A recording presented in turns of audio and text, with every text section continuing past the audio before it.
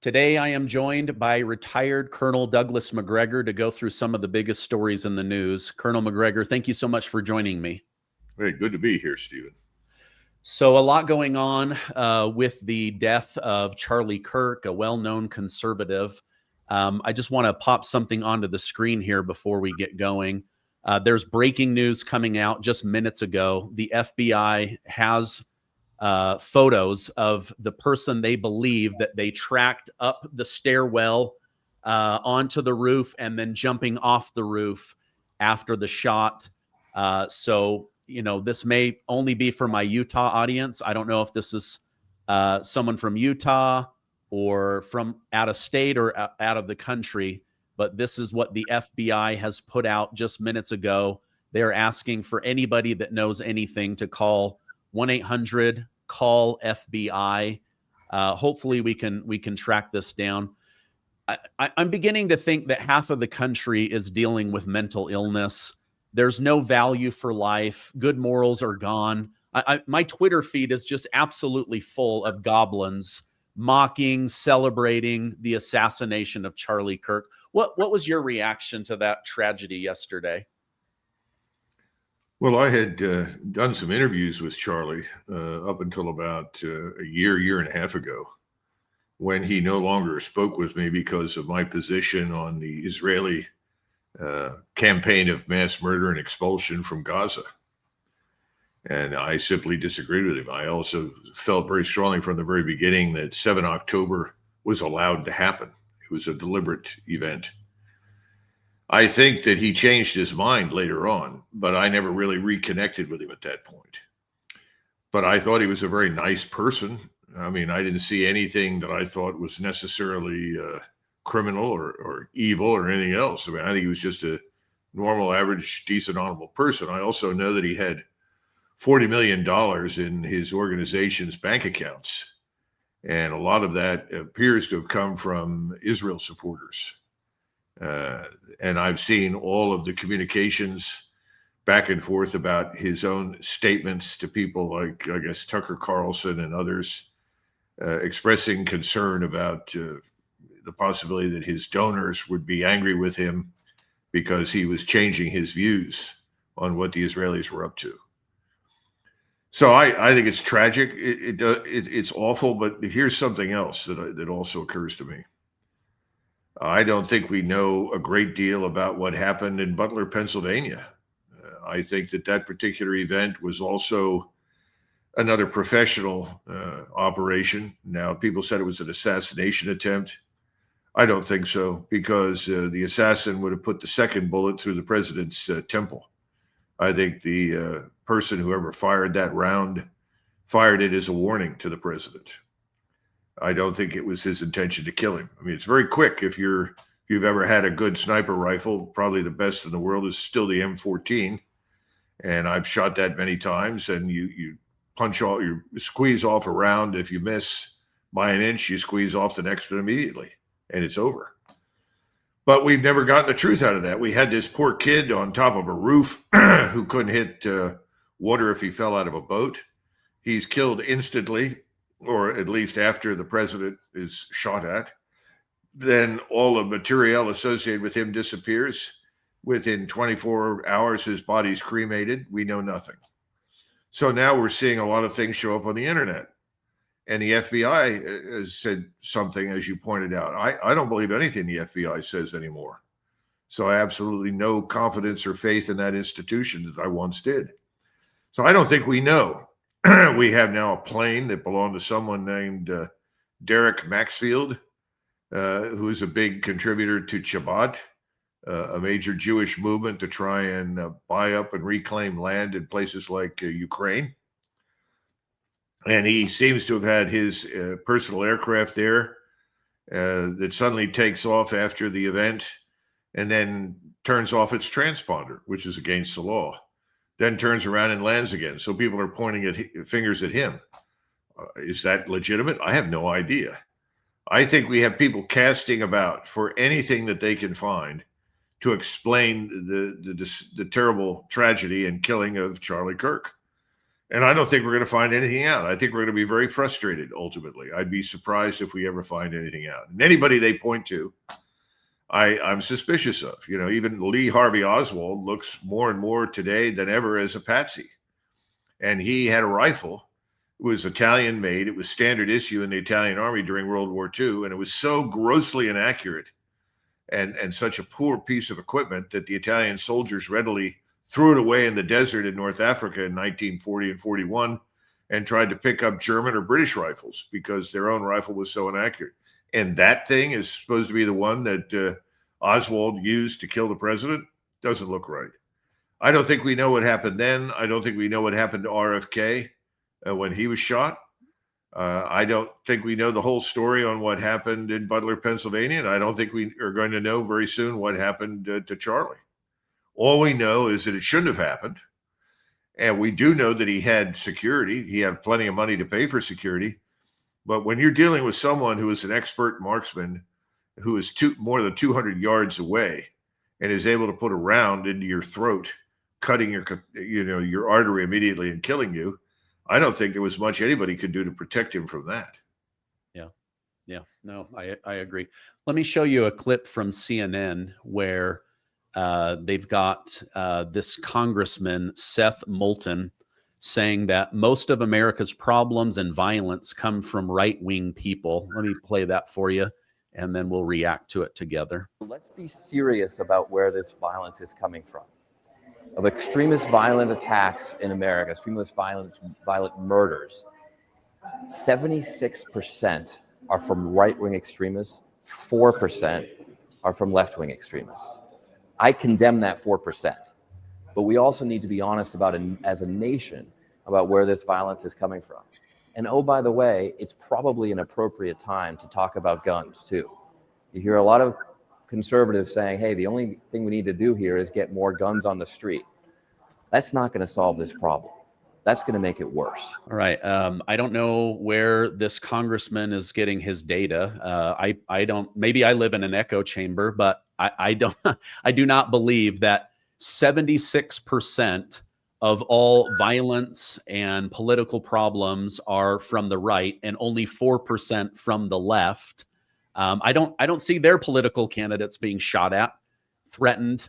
I don't know. And then he's, oh, well, I condemn the 4%, but we got to do something about these right wingers. What's your reaction to this guy?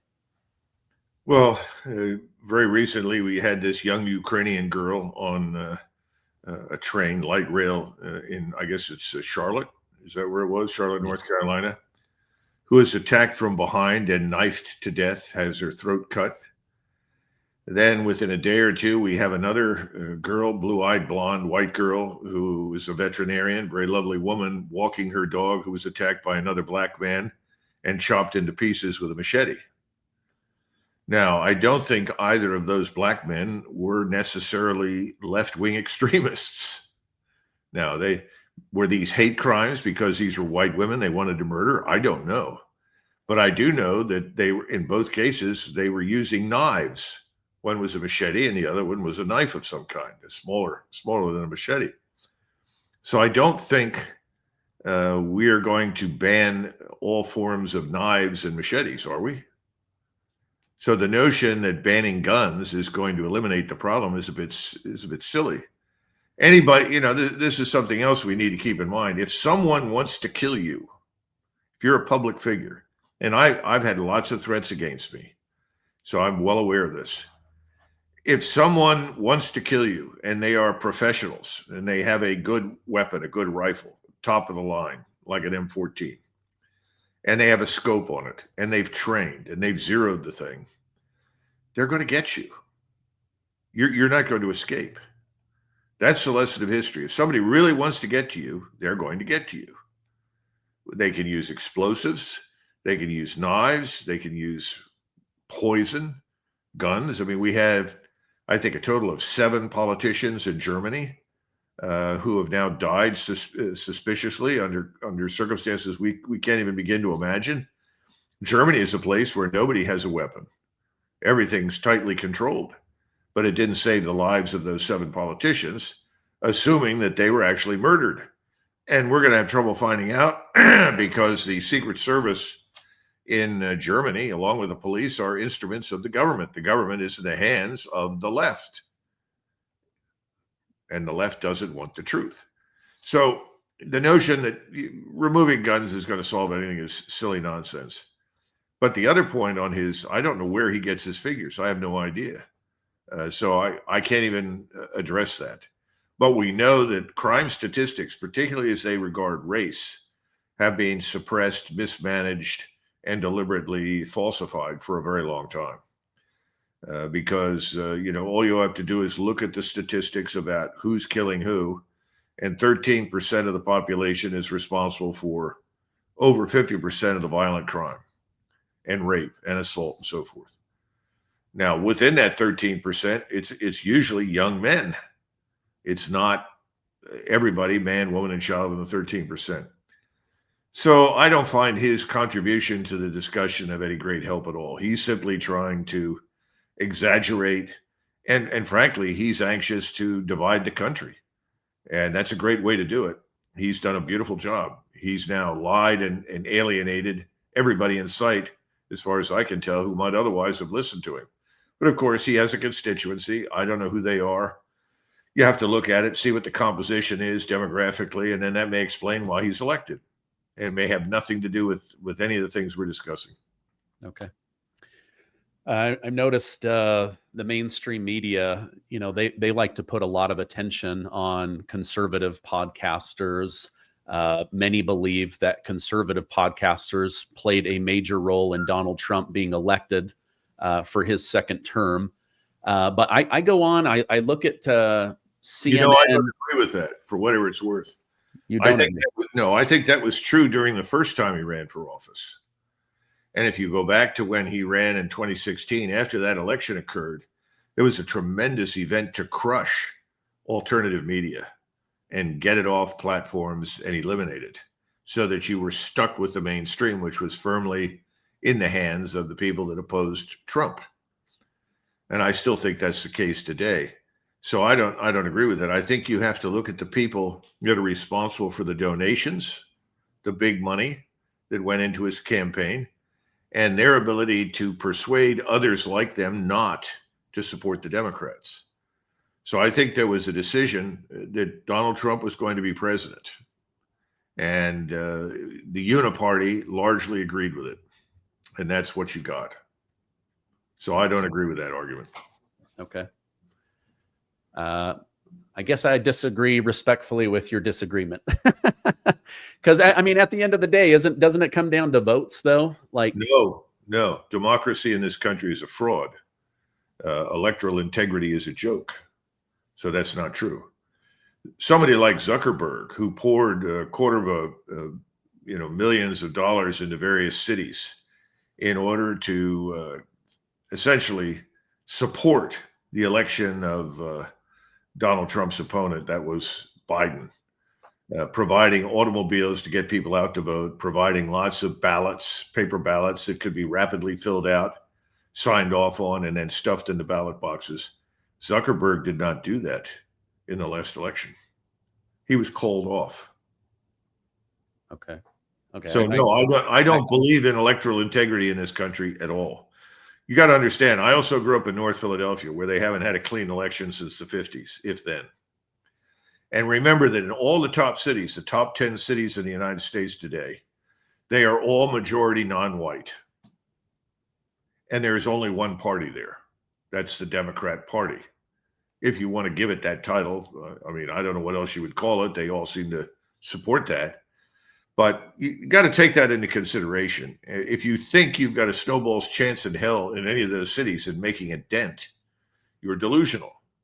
So democracy is, as people frame it, no, we don't have it. And our electoral integrity is terrible. What do you make of this story of the elections being rigged and controlled out of Serbia? Do you think, have you heard any of that? Forget it. No, I don't buy that. So you think it just came down to the billionaires turn on the money, it went into all of this ballot harvesting, and because I mean, there's a huge discrepancy between the number of votes Obama got, Biden got, and Kamala Harris got.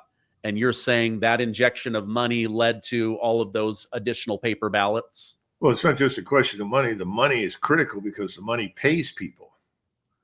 If you look at most Republican workers, they're not paid a dime. Most of them are volunteers. They give their own time. They go out and do what they have to do. The vast majority of the people that call themselves Democratic workers are paid, whether that money comes from Zuckerberg or Singer or Soros or any number of other people. They're actively paid, and that organization works. In other words, if you're willing to invest in buses or, let's say, SUVs or something else to go pick people up and take them to the voting booth, if you're willing to get a team together to fill out absentee ballots, I mean, this is something Trump has talked about, and he's absolutely right. And we've got them on camera, in elections, just filling out ballots and then looking at ballots that came in that were not what they wanted and throwing them out. I mean, we saw that down in Georgia. We've seen it in many, many states. My point is, the whole idea of free and fair elections is a joke. It's not real. That's over. Now, some people say, well, Doug, they've always had corruption. Of course, you always have corruption. The question is, what's the level? How much can you tolerate before the process is completely devalued and discredited? My point is that I think the whole process is discredited. Just as people now look at the FBI and they question, the truth that they're told by the FBI. I mean, anybody who speaks to the FBI for any length of time today without an attorney present is crazy. Forget it. If any policeman comes to your door and demands entry, he has to have a warrant. If he wants to interview you, you tell him, here's the number of my attorney, or I'll get you a number and my attorney and I will visit you. You do not trust anyone anymore. Those days are over. And I grew up in a world in the 50s and the 60s where those things were sacrosanct. Nobody questioned the FBI. Nobody questioned any of the great institutions. Today, we have to question all of them. They've all been corrupted. That's the problem. Okay. Let me get your thoughts on this, and then I want to ask you some National Guard questions. Maybe this one hits closer to home for me, but there's now people on the internet. They're compiling kill lists of conservative podcasters, and they're voting and putting out information about who should be next: J.K. Rowling, Matt Walsh, Trump, Ben Shapiro, libs of TikTok, Elon Musk. And they're going in and they're voting and they're putting out all of this information.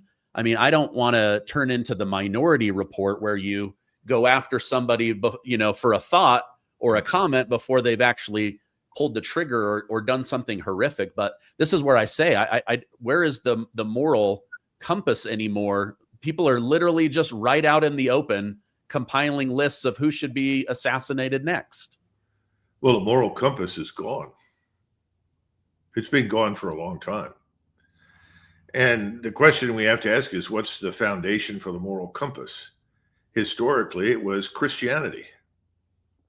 Now, we as Americans did not always perfectly align ourselves with the teachings of Christ, but there is no country in the world that is more completely a product of the Protestant Reformation than the United States. That was our culture. Well, I think that's gone. All you have to do is go back and read inaugural addresses by several presidents. Go read Coolidge, go read Harding, even FDR, even Truman, Eisenhower. And you don't get very far in these inaugural addresses without invoking religion, not as a state entity, but as the foundation for this thing you call the moral compass. I mean, why would we have a group of people in the United States that think it's a great idea to kill tens of thousands, perhaps millions of Arabs, Muslims and Christians, by the way, in Gaza and the West Bank? Who in the hell thinks that's a good idea? And I'm not a churchgoer by any stretch of the imagination, but I ask frequently to audiences, I said, I don't recall in the teachings of Christ that I can find the advocacy for such a position. It's outrageous. I don't think this is something we ought to be doing. You know, my point is that that seems to be absent now. So there is no moral compass. So the real question is, what are you going to do? If you can't trust anybody in the government anymore to tell you the truth, you try to dig it out yourself. And that brings you back to the alternative media, because that's turned out to be the only place that you have any chance whatsoever of finding the truth.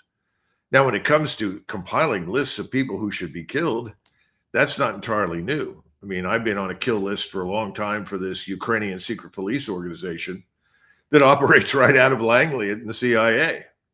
And I'm not the only one. Lots of us have been on there. Tulsi Gabbard was on there. Tucker Carlson's on there. Anybody who opposed the insanity in Ukraine has ended up on that list. I think there's a good chance that anybody who opposes our positions that we're taking in the Middle East is probably also vulnerable to this sort of thing. I don't have an easy answer to your question. How do you fix it?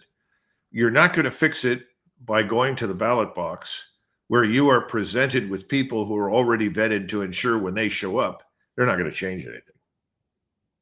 I'm excited to share with you guys an incredible scientific breakthrough to support our long-term health and wellness.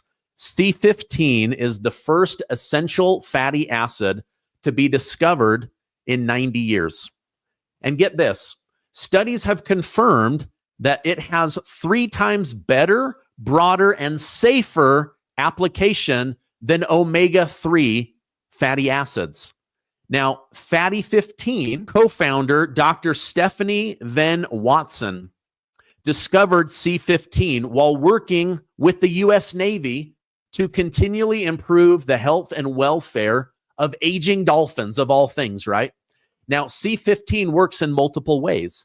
It repairs age-related damage to cells, protects from future breakdown, boosts mitochondrial energy output. You're going to have more energy, healthier cells. It activates pathways in the body that help regulate sleep, mood, and naturally repair mechanisms that support overall health.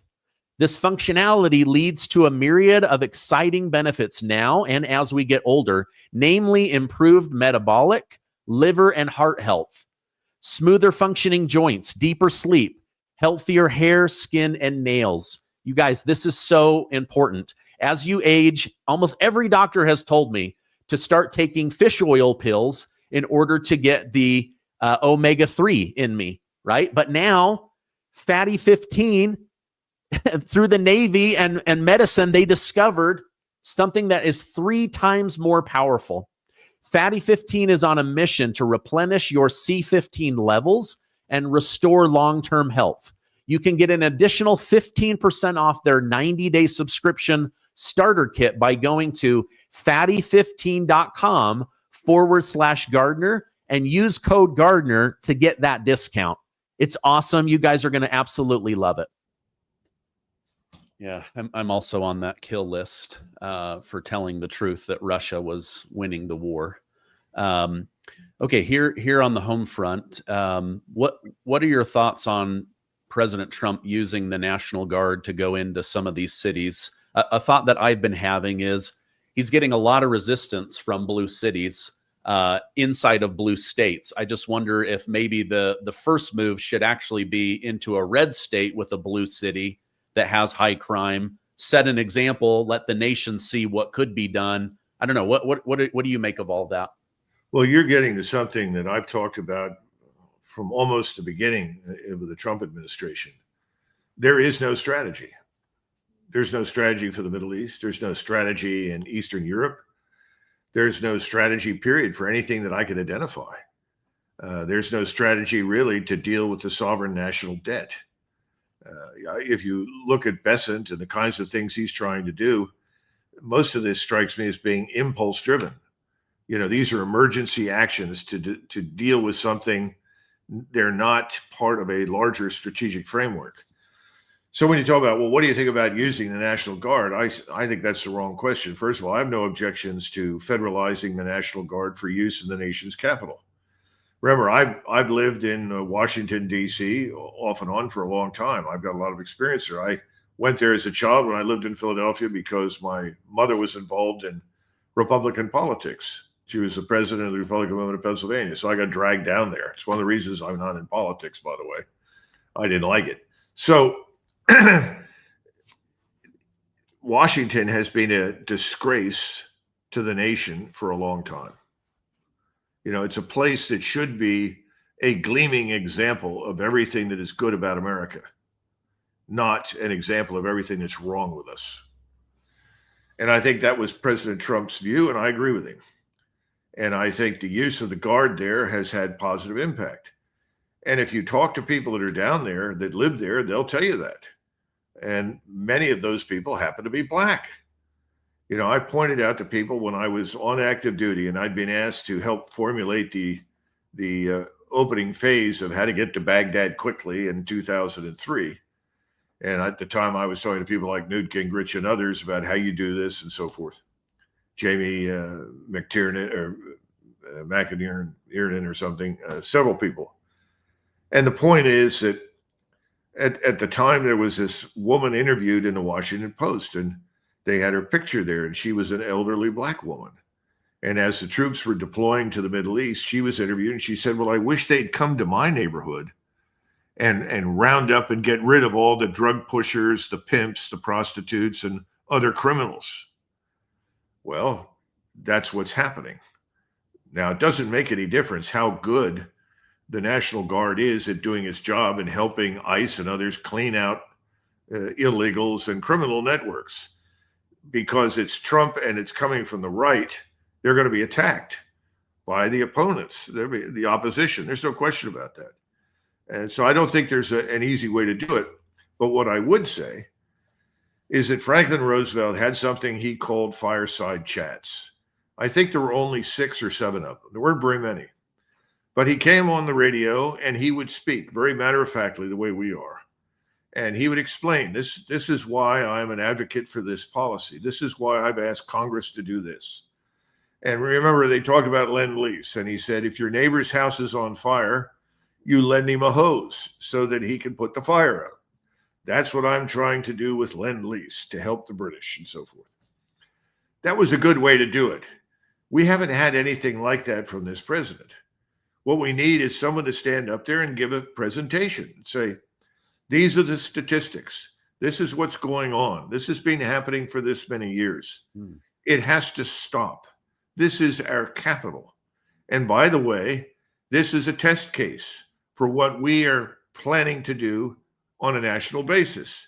But this is the first. We're going to do this. We're going to learn from it. We're going to see what works, what doesn't, before we go any further. And then once we've completed this task, we'll come back to you with a strategy for how we plan to go to other cities and help law enforcement enforce the law and clean up those cities. That doesn't mean that the people that hate Donald Trump and hate you and me and people like us are going to feel any differently. But it's the way you do business. You know, Abraham Lincoln said, without public sentiment, nothing is possible. With public sentiment, everything is possible. And he was not elected in landslides. Okay. I hear what you're saying. Yeah. Like, let me show you the data, the reasoning, the justification for why we want this approach so that people can get behind it, so that you have that public sentiment. That's, I guess, why I've been thinking, like, I know Trump likes to go where he's not wanted. It gets, political energy. It keeps him in the news cycle. But I do look at places like Tennessee, very red. Then you have Memphis that has horrible crime. They've been led by Democrats for 5 decades, right? That might be a good test run of actually cleaning up a city where the governor is going to support you, and then let people see. And if Illinois isn't going to get behind that and they're going to continue to vote, like, I don't know, you can't talk people out of a bad idea sometimes. I'm just wondering if that is a better strategy. Well, I think it's something that has to be part of the larger strategy. And that's what I was talking about. I think he wanted to take on Washington immediately because it's a national showcase. I mean, I used to fly in from Europe all the time when I was on active duty with large numbers of Germans and French and other people, and they were frankly appalled at what they found. They couldn't believe it. Now today their cities are as bad, if not worse, than any of ours. But this is 20 years ago, 25 years ago, and things were quite different in Europe at that point. So they were disgusted. They wouldn't say anything publicly, but privately they would confide that in me. How does this happen? This is your capital. Now, I also think he wanted to demonstrate something else. The Democrats used the National Guard to barricade the Capitol and then guard it against ostensible, dangerous right-wing fanatics, which don't exist anyway, although they may increasingly, given what's going on, but they really are irrelevant. I mean, I always say, get all those white supremacists into a stadium and see how many you got. You're not going to find very many. You're not going to fill a stadium. You're lucky to fill an auditorium. That may change. I mean, we're on that path right now of radicalization. There's no doubt about it. But the left has always had this boogeyman because they're paranoid, and they should be paranoid. You don't open borders in a country like the United States and let in millions of people about whom you know nothing, and then tell everybody everything's fine when you know that the people that you're admitting in many cases are overtly hostile to the United States at the most. And secondly, they're not coming to be Americans. They're coming to get free health care and free education or free anything else they can. My point is the people that have done that have betrayed the trust and interests of the American people. That's a form of treason. When you have someone like Mayorkas, who's running Homeland Security, who is simultaneously funneling money through various agencies down to Panama to set up, organize, and launch, invasions of our country, of illegals, that's effectively treason. So, I guess what I'm saying is it's not enough just to give the fireside chat strategy. We have to call it out for what it is. I haven't seen much evidence for people willing to stand up and do that. There aren't very many courageous people on the Hill these days. I mean, you could point to Thomas Massey and Marjorie Taylor Greene, God bless them, but that's out of what, 550? That's not good. Yeah. You were the CEO of Our Country, Our Choice. Now you've moved on to be a part of the national conversation.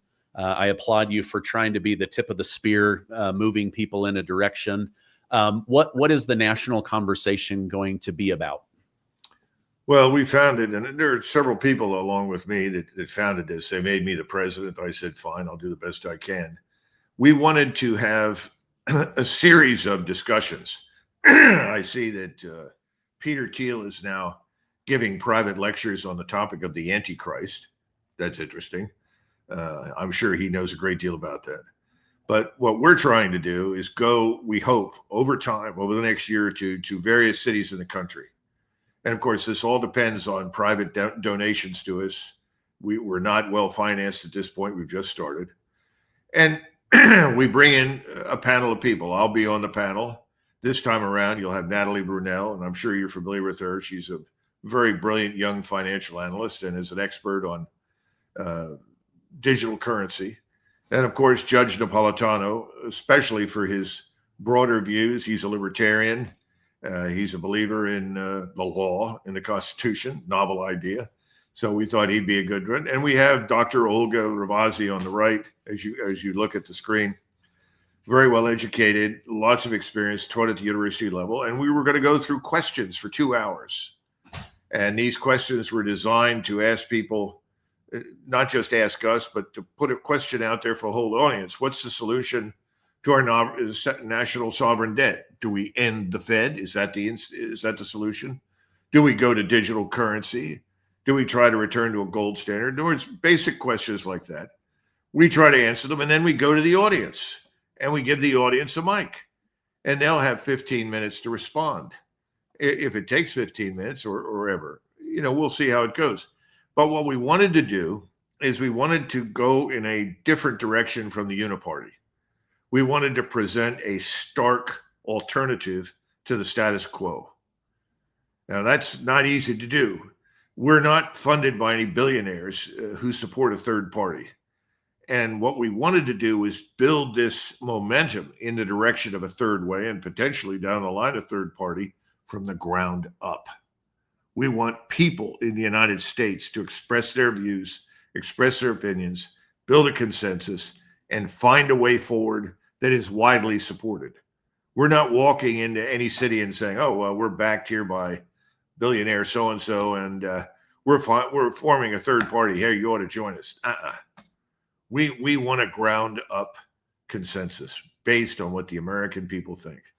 So we'll see how it goes. A lot of people are saying, oh, my God, you're going to let all these people talk? Well, we're only going to have 300, 400 people in the audience, and we'll see how it goes.